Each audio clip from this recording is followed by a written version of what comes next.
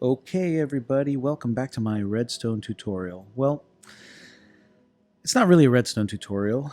I'm really just learning Redstone, and I'm bringing you along for the journey. If there's ever been a time that you've said, you know what, I don't understand any of this, and I want to learn how to do it, I've said the same thing, and as such, I think that it's time to do it. It's time to learn, and if you guys want to watch the journey, I think it would be a lot of fun. And I really appreciate everyone who's been watching. And to that end, I actually want to give credit to our friend and fellow survivor. His name is Shotlike. He's got YouTube videos as well. There's a link in the description. I would love for you to visit his page as well. He's got a great series on Survivorcraft, which is the Paul Soares Jr. multiplayer server that we play on and record videos on. Give him credit because he brought up a great point in the comments after the last video.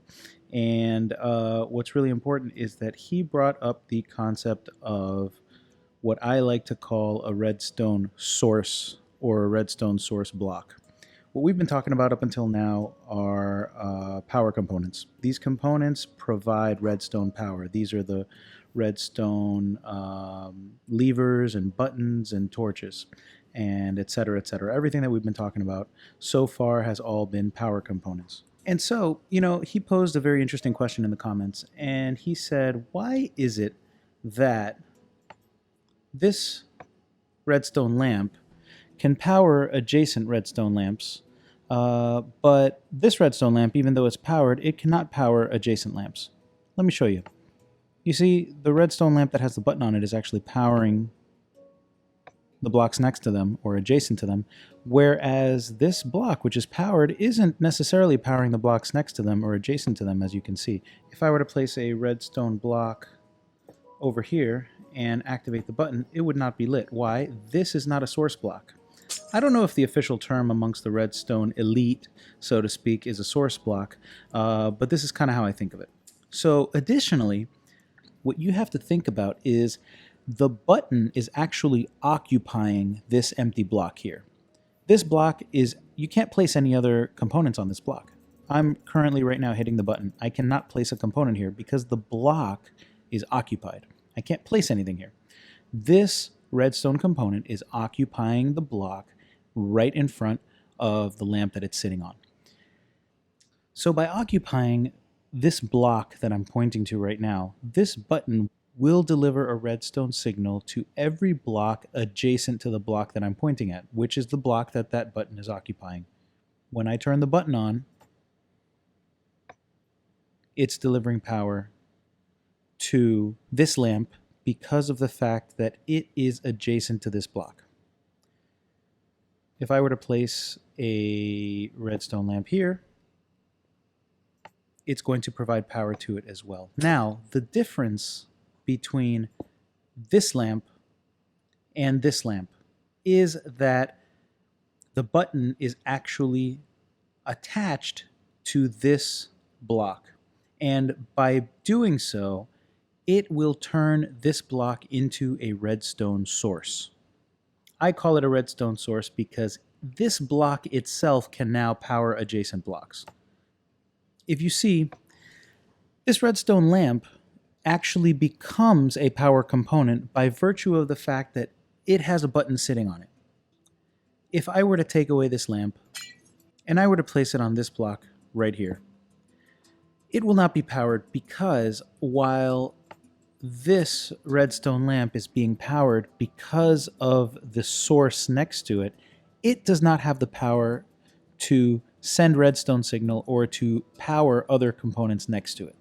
Let me demonstrate using this lever. I'm going to turn the lever on, and by virtue of the fact that the lever or the power component itself is on, it is delivering a redstone signal above it, in front of it, behind it, next to it, and it will power any of these components. However, the important thing to know is that this block that the lever is actually resting on has become a power source itself.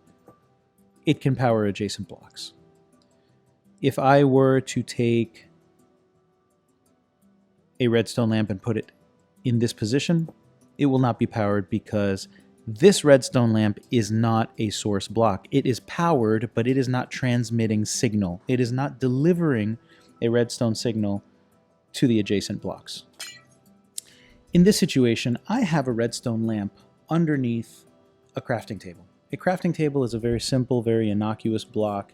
It's not commonly thought of as a block to be used in redstone builds. But what I'm trying to demonstrate here is that because of the fact that this redstone lamp is underneath it, it has actually turned this block into a source of redstone signal. It powers the block and allows the block to deliver a redstone signal to the blocks adjacent to it. When you look at Minecraft and when you're looking to build redstone contraptions, you have to think of this block as being occupied. It is occupied by this redstone dust. The block next to it is occupied by a redstone lamp. The block behind it is occupied by redstone dust. And the entire block is what's receiving redstone signal. This seemingly empty block is actually powered. This is why the redstone dust is powered. When a block has a redstone torch underneath it, it becomes a source of redstone. It may transmit redstone to adjacent blocks. What do you want? What are you doing here? I'm in the middle of a tutorial. Did you bring a horse with you as well? Get out of here, scram. Next, we're going to talk about lecterns. Lecterns are also a power component.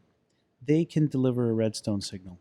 When you place a book on a lectern, it will deliver a redstone signal with a power of 15. If you look through the wiki and other sources, some places seem to say that when you place a book that has a certain number of pages, a certain signal strength will be transmitted. That really seems to happen more when you are delivering the redstone pulse to a redstone comparator. So I've created here 3 different scenarios. In this scenario, there's a lectern, and the lectern has a book on it. This book has 6 pages. Every time you turn a page, it delivers a redstone signal. That redstone signal has a power of 15 blocks. And every time you turn the page, a full 15 block redstone signal gets delivered.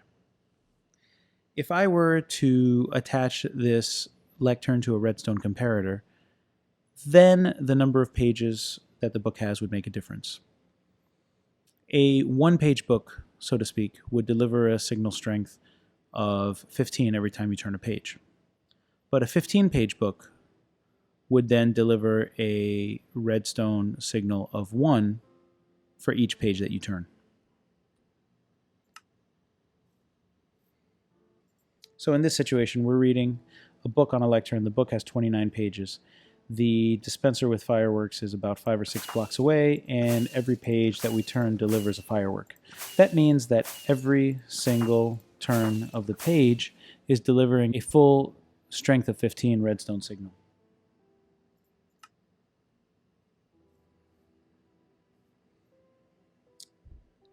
In this scenario, we're reading the same 29-page book, but the dispenser is more than 15 blocks away. And every time I turn a page, nothing happens because it can only send a redstone signal with a strength of 15. Okay, next we're going to talk about some more pressure plates. We already discussed wooden and stone pressure plates, but I'd like to show you what happens as far as transmitting redstone signal. Standing on a pressure plate will transmit a full 15 power redstone signal. That is, if you stand on it, if any entity stands on it, or if you even throw an entity onto the pressure plate itself. A stone pressure plate won't behave this way. I can throw as many entities as I want to onto this pressure plate, and it is not going to activate. The only thing that will activate it is if a physical entity, a player or a mob, stands on it. So to demonstrate, I'm going to spawn, first I'm going to throw a spawn egg on here, and as you can see, nothing happens. But if I actually spawn a turtle, it will sit on the pressure plate and activate it. Now these are weighted pressure plates. Weighted pressure plates work a little bit differently. They will send a redstone signal commensurate with the number of entities that are actually on the pressure plate. So let me demonstrate. I'm going to throw a grass block on this light weighted pressure plate. It's made out of gold. It's going to deliver a redstone signal of 1 because 1 entity is on it. You can see that the redstone dust is powered at a level of 1. Now, interestingly enough, I could throw 5 redstone dusts onto this, but it is still considered 1 entity. It's only powering 1 level of redstone dust. So now if I were to throw redstone dust, and then a lectern, and then a spawn egg, hold on, I don't think that actually made it.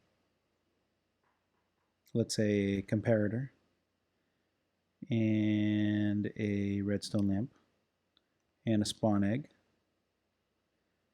and a lectern, and a book, and some lamps, and a grass block, and another lectern, and a diamond sword. We're getting there. Do you see that it's actually powering more and more and more as I put more stuff on it? So let's grab some more stuff here. String, leather, a pickaxe. Okay, what happens if I throw a piece of string on there? There you go. You see the lamp light up because once I hit 1, 2, 3, 4, 5, 6, 7, 8, 9 entities, it delivered a redstone signal of 9 and it powered the pressure plate. Heavy weighted pressure plates work a little bit differently. They work in factors of 10. So it will send 1 redstone signal for every 10 entities that it has on the pressure plate. So even though this is a stack of string, it's still considered 1 entity. If I were to throw leather on there, and a pickaxe, and redstone dust, and a sword, and a lamp, and an egg, and a lectern, and a comparator,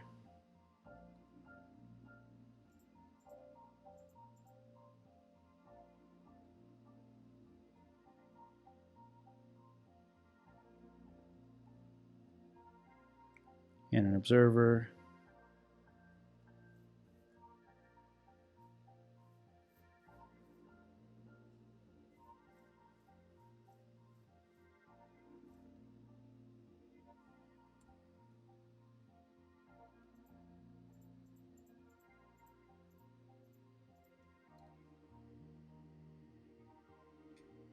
and another book,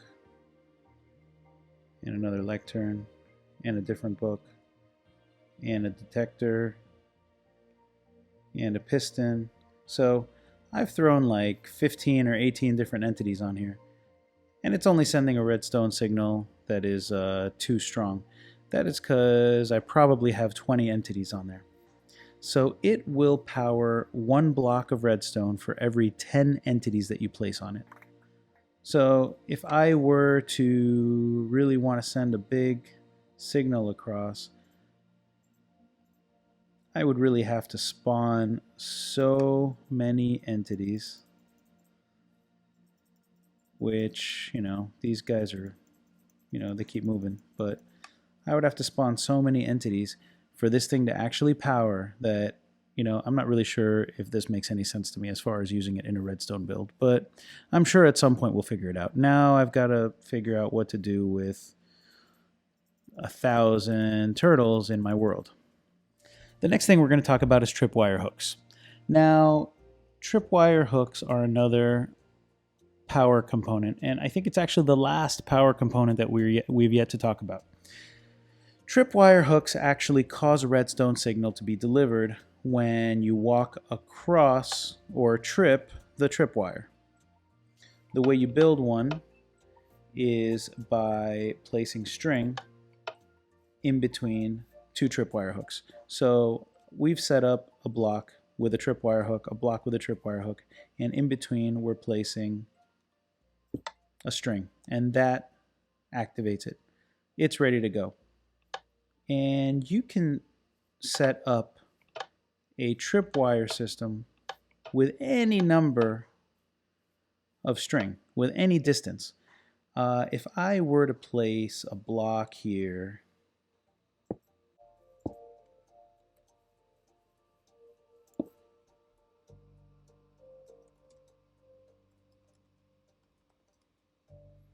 if I were to set up a system of two tripwire hooks that are this far away from each other, they'll still work. As long as I have enough string to traverse the distance,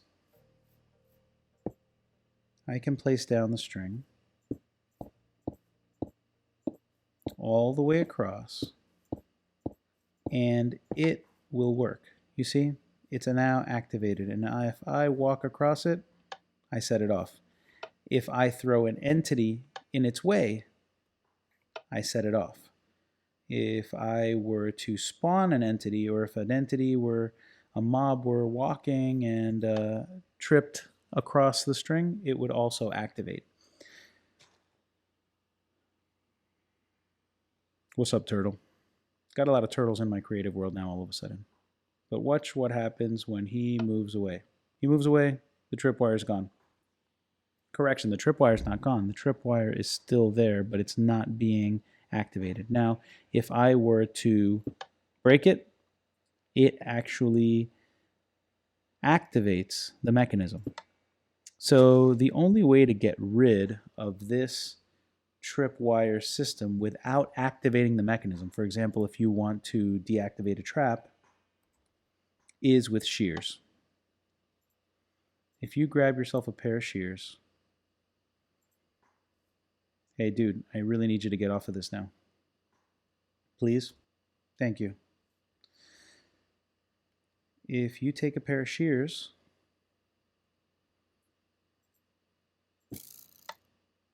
and you break the string with the shears,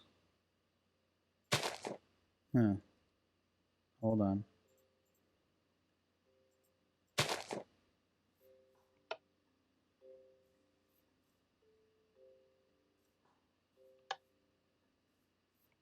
Oh, I see. Okay.